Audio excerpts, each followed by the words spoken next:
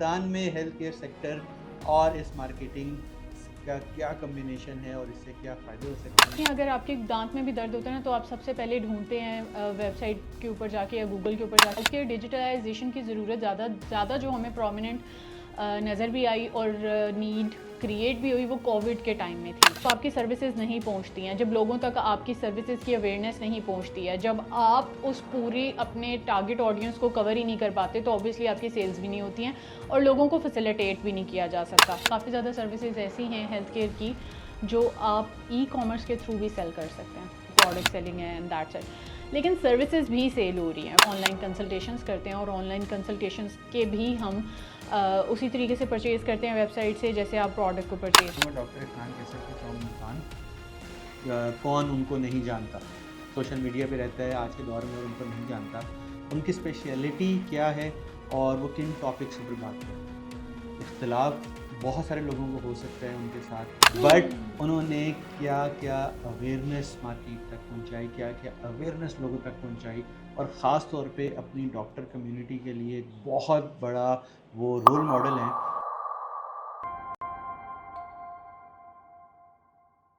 जी अस्सलाम वालेकुम। आज हम आए हैं आपके सामने एक और स्पेशल सेशन के लिए। मिस सैरिश हमारे साथ आज मौजूद है हमारे स्टूडियोज़ में। Miss सैरिश is expert in marketing and in digital marketing specially for health care sector.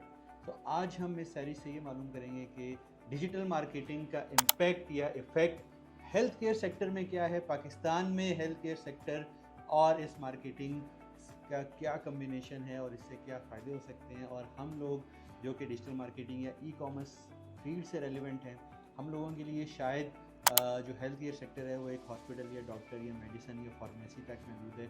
Digital technology transformation और ई-कॉमर्स में हेल्थ केयर में स्पेशली क्या क्या एक्टिविटीज़ हो रही हैं पाकिस्तान में और वो किस तरीक़ेकार से ग्रो कर रहा है।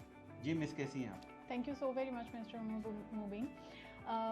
हेल्थ केयर सेक्टर में सबसे ज़्यादा नीड होती है, देखें जो कस्टमर्स हैं जिन्हें हमारी ज़बान में पेशेंट्स कहते हैं, ये एक बेसिक सी नीड है कि हर इंसान को हेल्थ केयर कहीं ना कहीं लाइफ में किसी ना किसी फेज़ में, even at the time of birth, they need that care and hospital services in the life. लेकिन सेम विद दैट एस्पेक्ट हमारे हॉस्पिटल्स और हेल्थ केयर प्रोवाइडर्स को भी ज़रूरत होती है ताकि वो अपने सेल्स, अपनी कस्टमर सर्विस और अपनी मार्केटिंग को इन्हांस करें और अपने पेशेंट नंबर को इंक्रीज़ करें। क्योंकि हमारे जो हेल्थ केयर इंडस्ट्री है माशाल्लाह से वो बड़े शहरों में काफ़ी ज़्यादा सैचुरेट हो चुकी है और बहुत ज़्यादा हमारे पास अपॉर्चुनिटीज़ हैं, डिफरेंट हेल्थ केयर प्रोवाइडर्स हैं, but people are not aware of that कि हमने किसे चूज़ करना है और कहाँ पे हमें सही सर्विसेज मिलेंगी।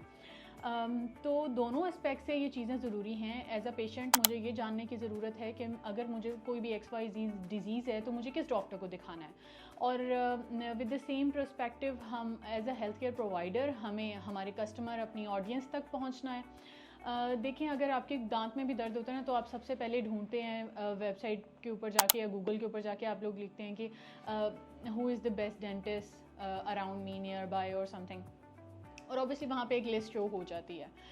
फिर आपको पता चलता है कि ये हमारे डॉक्टर्स हैं जो नियर बाय अवेलेबल हैं और हम यहाँ पर जा सकते हैं। That is convenient. उनकी फ़ीस भी लिखी होती है, उनके क्लिनिक, उनके सर्विसेज जो भी वो प्रोवाइड कर रहे होते हैं वो सब वहाँ पे मेंशन होती हैं। So this is basically a part of marketing. Obviously उन्होंने अपना पोर्टफोलियो डिस्प्ले किया है, गूगल में लोगों के लिए एक्सेसिबल बनाया ताकि उनकी इन्फॉर्मेशन जो है वो पेशेंट्स तक पहुँच सके। इसीलिए मार्केटिंग बहुत इम्पॉर्टेंट है, क्योंकि हम लोगों को नहीं पता होता बहुत सारी स्पेशलिटीज़ का जो हमारी डिज़ीज़ को एड्रेस कर रही होती हैं। फॉर एग्ज़ाम्पल आजकल बहुत सारी सब स्पेशलिटीज़ भी आ गई हैं। Even if I talk about कि एक जेरियाट्रिक्स की डोमेन आ गई है, अब पाकिस्तान में काफ़ी इंट्रोड्यूस भी हो गई है। दैट इज़ बेसिकली डोमेन जिसमें हम एल्डरली पेशेंट्स को ट्रीट करते हैं। काफ़ी ज़्यादा लोगों को पता ही नहीं है। अगर बूढ़े लोग हैं जिनकी काफ़ी एज हो चुकी है और उन्होंने डॉक्टर्स को ट्रीट करना, उन्हें किसी सिम्टम्स को ट्रीट करना है और वो डॉक्टर को ढूंढ रहे होते हैं, तो वो XYZ डॉक्टर के पास जाने के बजाय वो एक डॉक्टर के पास जा सकते हैं जो उनकी सारी प्रॉब्लम्स को एड्रेस कर सकता है। तो ये पेशेंट में अवेयरनेस हमें क्रिएट करने की ज़रूरत है, लोगों को इन्फॉर्मेशन प्रोवाइड करने की ज़रूरत है। अब जिन हॉस्पिटल्स में जेरियाट्रिक्स के डॉक्टर बैठते हैं, ऑब्वियसली वो अपनी उन सर्विसेज को जब तक प्रमोट नहीं करेंगे, लोगों को पता ही नहीं चलेगा कि यहाँ पे हम कौन कौन सी सर्विसेज प्रोवाइड कर रहे हैं। क्योंकि एक नॉर्मल पेशेंट लैंग्वेज में एक पेशेंट के लिए डॉक्टर का मतलब डॉक्टर ही है। उनको नहीं पता कि कौन सी स्पेशलिटीज़ हैं, उनको नहीं पता होता कि मुझे जो भी डिज़ीज़ है इसका नाम क्या है, और ये अगर डिज़ीज़ है तो मैं कैसे जानूँ, या मुझे कब पता चलेगा कि मैंने डॉक्टर को दिखाना है इसके बारे में, और किस डॉक्टर को दिखाना है। सो इसलिए ये सब चीज़ें दोनों पर्सपेक्टिव से बहुत इंपॉर्टेंट है। बहुत अच्छा आपने ब्रीफ कर दिया। हेल्थ केयर और योर डिजिटल का एक कॉम्बिनेशन है, ये आपने इसको डिफाइन कर दिया, बट इसका स्कोप क्या है? पाकिस्तान की अगर हम बात करें तो आई डोंट थिंक तो पाकिस्तान में बहुत सारे ऐसे लोग हैं जो कि डॉक्टर्स को या मेडिसिन को सर्च करते हैं, या आई डोंट थिंक सो कि वो टेक्नोलॉजी को या हम ई कॉमर्स को इस हेल्थ केयर के साथ एक कम्बिनेशन बना सकते हैं, इसको कंबाइन कर सकते हैं। तो उसका स्कोप या उसकी जो ट्रांसफॉर्मेशन है, because you work and I guess कि आप वो वाहिद इंसान हो पाकिस्तान में जिसने हेल्थ केयर को ट्रांसफॉर्म करना शुरू किया in terms of digital marketing या इन टर्म्स ऑफ टेक्नोलॉजी।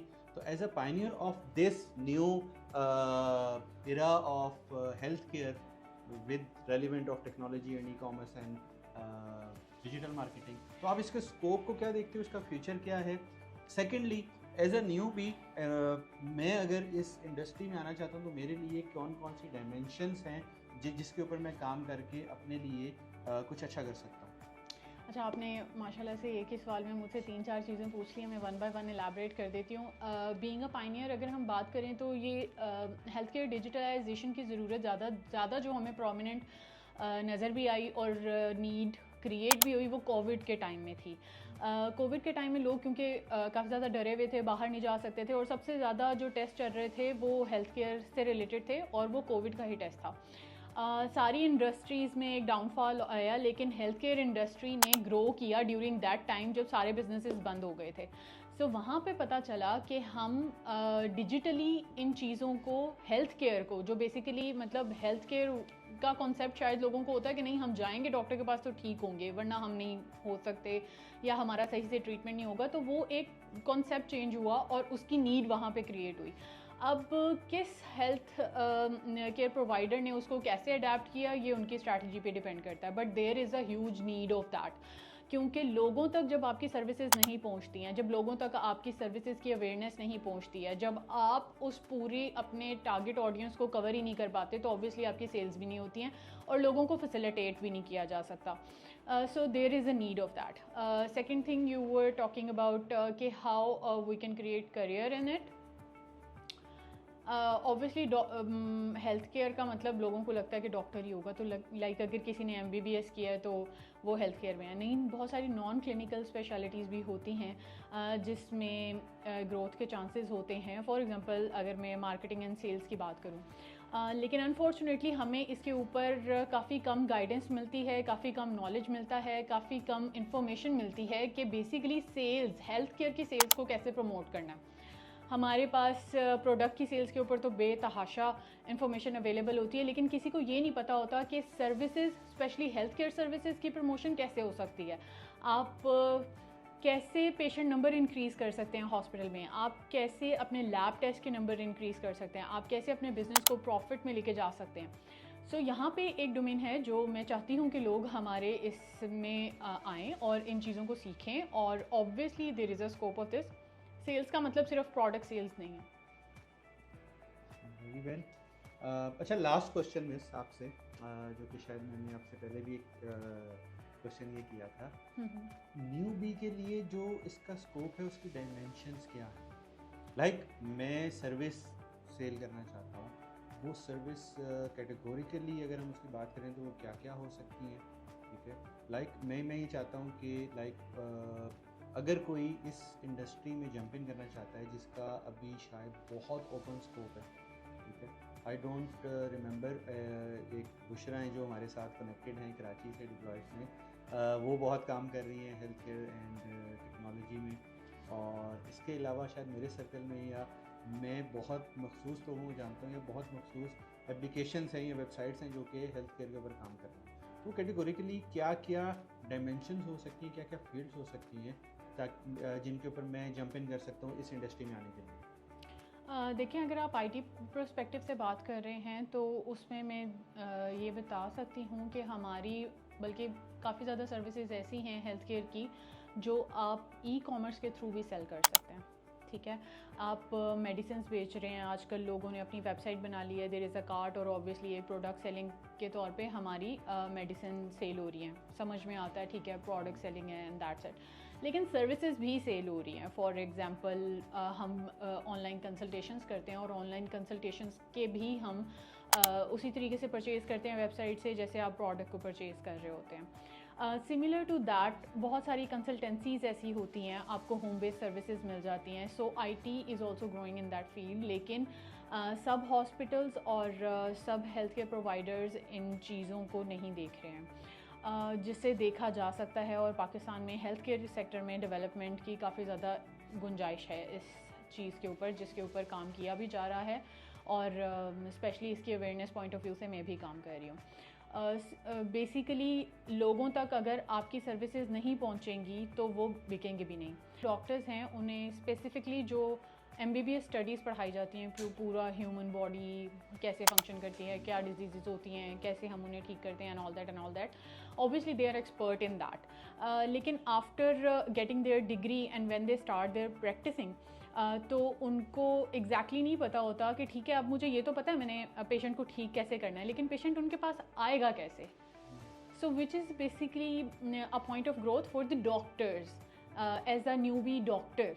ठीक है, और स्पेशली इसमें फिर वो डॉक्टर्स भी आ जाते हैं जो अब्रॉड से पाकिस्तान वापस आए होते हैं या अब्रॉड से पाकिस्तान आए होते हैं, इन बोथ केसेस। लोगों को उनका पता नहीं होता, लोगों को उनकी स्पेशलिटीज़ का नहीं पता होता, और वो फ़ॉरेन ट्रेंड होते हैं, फ़ॉरेन क्वालिफाइड होते हैं, which is very important for the patients to know कि उनके पास कितनी अच्छी एक्सपर्टीज़ हैं। अब they are practising in hospital setups और in their private clinics, but they are not having patients or they are not getting their footfall.